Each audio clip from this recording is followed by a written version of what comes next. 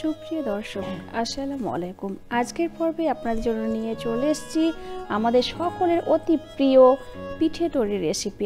আর তার জন্য এখানে যেটা করেছি, এখানে গ্যাসের উপর নিয়ে নিচ্ছি একটি কড়াইয়ে দিয়ে দিলাম নারকেল কোড়ানো। এখানে আমি একটা নারকেল কুড়িয়ে নিয়েছি, কিন্তু 2 কাপ মতো নারকেলটা হয়েছে। এবার এতে দিয়ে দিলাম 1 টুকরো দারচিনি আর 2টো এলাচ। এটা মিশিয়ে নিলাম। মেশানোর পর এতে দিয়ে দিলাম 1 কাপ খেজুরের গুড়। এই 2 কাপ নারকেলের জন্য 1 কাপ খেজুরের গুড়ই যথেষ্ট, তবে আপনারা আপনাদের পছন্দ মতো কমিয়ে বা বাড়িয়ে নিতে পারেন মিষ্টিটা। আর একটা কথা বলি, খেজুরের গুড় ছাড়া কিন্তু অন্য গুড় ইউজ করবেন না, এতে ভালো হবে না টেস্ট। আর যদি আপনারা চান, এখানে কিন্তু চিনি ব্যবহার করতে পারেন। আর এতে দিয়ে দিলাম অল্প একটু বাদাম কুচি, দিয়ে এটা ভালোভাবে নাড়বো। এখানে দুধ বা জল দেওয়ার কোনো প্রয়োজন নেই। গুড়টা মেল্ট হওয়ার পর যে একটা রস বেরোবে, এতেই পুরটা তৈরি হয়ে যাবে।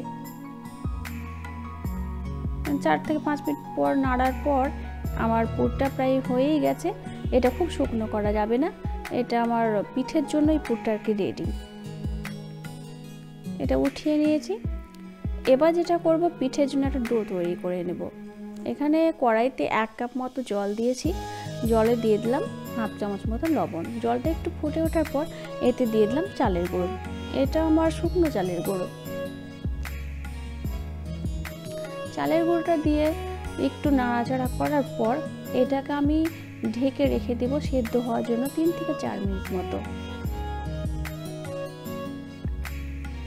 ঢাকা দিয়ে দিলাম। এবার ফিরে এলাম 3 মিনিট পর। 3 মিনিট পর এটাকে ভালোভাবে নাড়াচাড়া করে একটা ডো তৈরি করে নিতে হবে।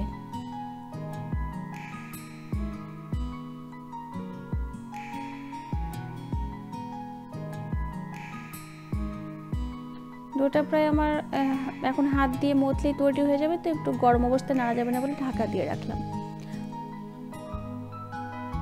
এটা প্রায় হালকা ঠান্ডা হয়ে গেছে। এবার এটাকে 2টো পার্টে ভাগ করে নেব।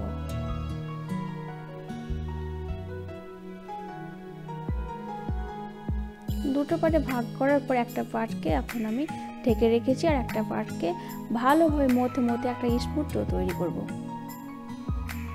অল্প চালের গুঁড়ো ছড়িয়ে দিতে হবে, আর এটা মথতে থাকতে হবে, তাহলেই একটা সুন্দর স্মুথ ডো তৈরি হয়ে যাবে। যেটা হবে, পিঠে যখন তৈরি করব বা বেলতে যাব তখন ফেটে যাবে না।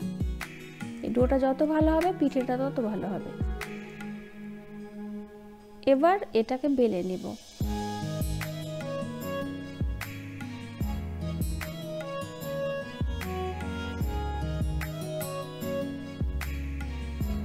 রুটির মতো করে আমি বেলে নিয়েছি, না মোটা না পাতলা।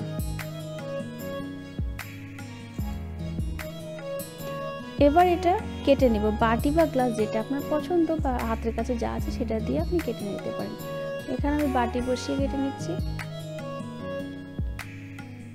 এটা খুব বড় বলে মনে হচ্ছে আমার কাছে, তাই পরবর্তীগুলো আমি গ্লাস দিয়ে কেটে নিয়েছি।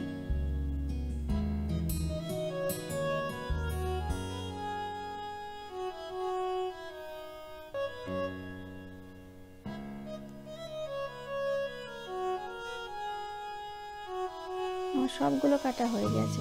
এবার যেটা করব, এর মধ্যে পুর ভরে পিঠেটা তৈরি করে নেব। তার জন্য একটা চামচের সাহায্যে আমি পুর নিয়ে নিলাম। এবার মুখটাকে বন্ধ করে দেব। সবসময় ওপর দিক থেকে বন্ধ করবেন, তাহলে পরে সাইড থেকে প্রেস করতে করতে আসার সময় দেখা যায় মধ্যে দিয়ে বেরিয়ে যায়, সেটা আর হবে না। ফার্স্টেই মধ্যেরটা মানে উপরের অংশটা প্রেস করবেন, বন্ধ করবেন, তারপর সাইডগুলো বন্ধ করবেন। এতে দেখবেন পিঠেটা খুব সুন্দর তৈরি হবে। হয়ে গেছে। এবার হালকা একটু ডিজাইন করে দেবো। ডিজাইনটা কিভাবে করছি এটা আমি বলে বোঝাতে পারবো না বা বোঝানো সম্ভব না। আপনাদের হাতের কাছে হাতের দিকে লক্ষ্য রাখতে হবে। ক্যামেরার কাছে আমি পিঠেটা নিয়ে এসেছি, দেখে নিশ্চয়ই বুঝতে পারছেন যে কীভাবে তৈরি করছি।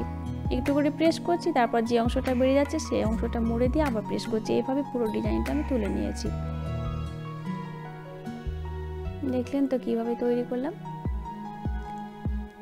আপনাদের সুবিধার্থে আমি আরও একটা পিঠে তৈরি করে দেখাচ্ছি।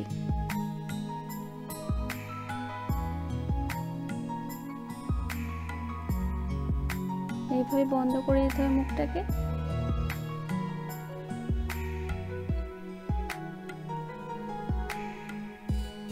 এরপর হাত দিয়ে চাপ দিয়ে দিয়ে সেম ভাবে নকশাটা তুলে নিতে হবে। খুব সহজ, দেখে নিশ্চয় বুঝতে পারছেন। হয়ে গেছে। যারা এই নকশাটা করতে পারবেন না তাদের জন্য একটা ব্যবস্থা আছে, আমি দেখিয়ে দিচ্ছি।